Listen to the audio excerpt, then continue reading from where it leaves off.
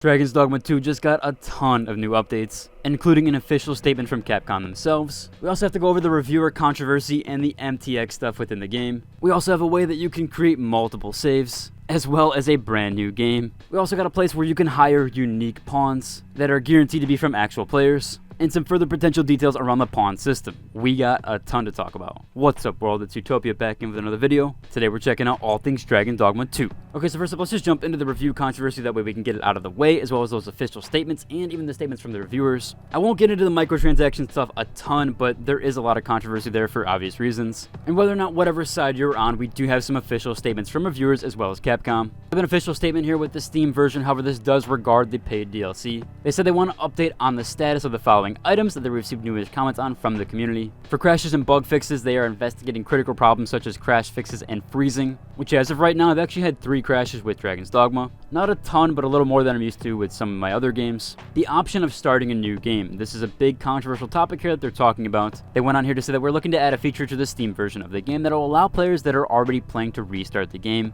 We will announce more details as soon as we can. Again, I do believe on the console versions, you'll be able to delete your save, so you can always just make a new one, where on PC, you can't necessarily do that. So seemingly this is why it's only coming to Steam, as on the console platforms, you can just delete your saves. And overall, with Steam, it's actually much harder to delete your saves. There's cloud save stuff there. There's actually another thing that I need to mention here, which is a major PSA because of de novo. Now, every time you delete your save, de novo counts it as a new activation, which means that if you deleted your saves more than 5 times, you actually did brick yourself out of the game for a whole day, because de novo only allows 5 activations per day. So you actually have to wait a full 24 hours before you can reload up the actual game. So do be wary on creating new saves and creating new characters, or deleting your saves, as this will add a new activation every single time you do that. So make sure you aren't hitting 5 within 24 hours, as this will kind of brick your game for 24 hours. Now, they did jump into the paid DLC section here. They went on here to say that all listed items below can be obtained in-game or as paid DLC, which, yeah, of course, we've known a lot of the stuff that can be obtained through all the paid DLC stuff. And then last up here, they did have regarding frame rate.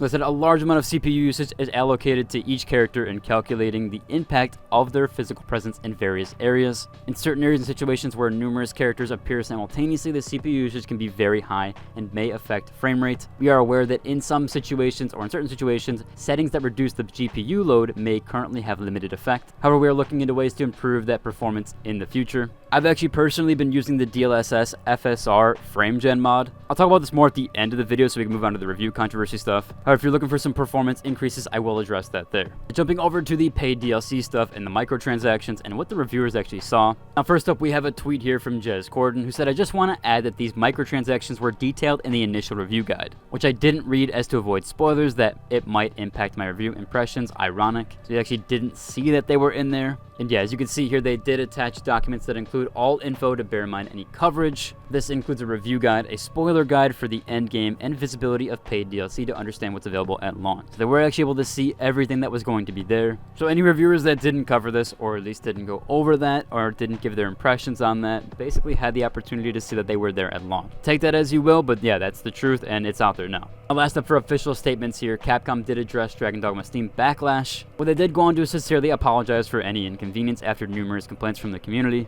At first, it was at a negative review state, but now it is around mixed. However, even with the mixed reviews and the poor kind of reception, at least on Steam so far, we have actually had decent reviews on the PlayStation, as well as getting 200 concurrent players on Steam, which completely eclipsed its predecessor, at least with Capcom. It's actually their biggest launch ever for Capcom and through Steam. Obviously, we don't have numbers on the console platform, so we don't actually know what those are there. However, I think we can put 2 and 2 together and realize that, yeah, these numbers are going to be probably as high, if not just as high as any of their other games, and higher. And we are seeing that with Steam with 200k concurrent players. And actually, as of right now, and recording this audio, it's at 221,000. We are hitting some new peaks this week, and we'll have to see if Sunday brings even higher peaks, or even later today. But overall, even with the mixed review state, as well as those negative reviews in general, the game is still wildly successful. I'm enjoying my time with it. I mostly ignored the microtransaction stuff and just kind of been playing my own game, which I think is kind of the best way to go about this. I also ignored Helldivers paid DLC or paid Battle Pass, where they did have items inside that Battle Pass, which I definitely am not for, although people do praise that Battle Pass. and that microtransaction system,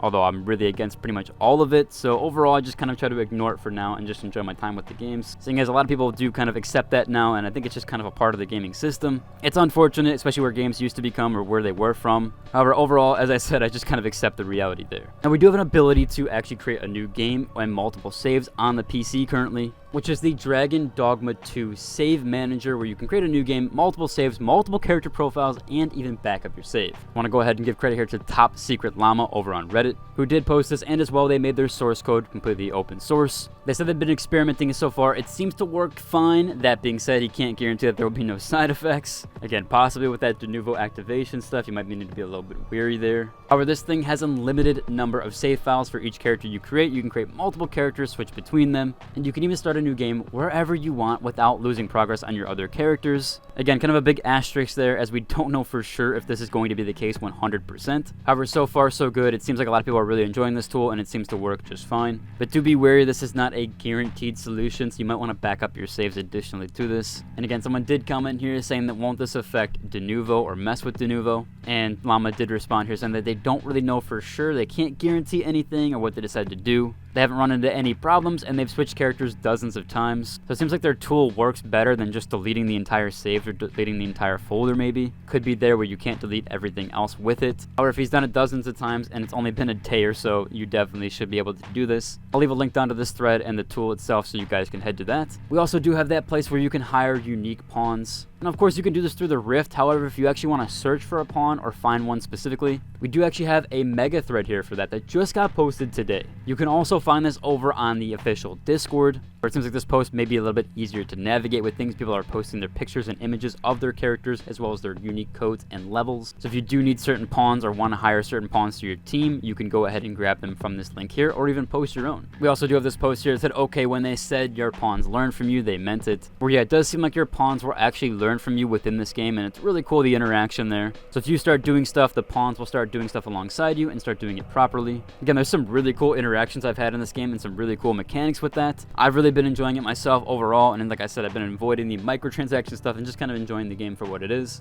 And last up, this last minute mentionable here, I do want to talk about the performance stuff. So for me, I've actually been using the AMD FSR mod with DLSS, so this has allowed me to get a lot more frame rate with that. Even bumped my DLSS to quality from balance where it was before. The only thing is the UI shakes consistently, and you'll see this in some of my footage overall. However, my frame rate jumps from 38 all the way to 70s, and even in the cities. So at this point, I'm kind of used to using it. I've had some really good performance with this overall. You will have to delete shader cache every time you relaunch your game, or seemingly every other time. I've had it launch without having to do it every single time. However, there is some caveat there, but I will leave a link down below to a video that showcases what it looks like and overall how to do it. Hopefully for some of you guys that can fix some of the performance issues as it has for me. Overall, it should about cover for today's video. If you like and subscribe, and until the next one. Deuces.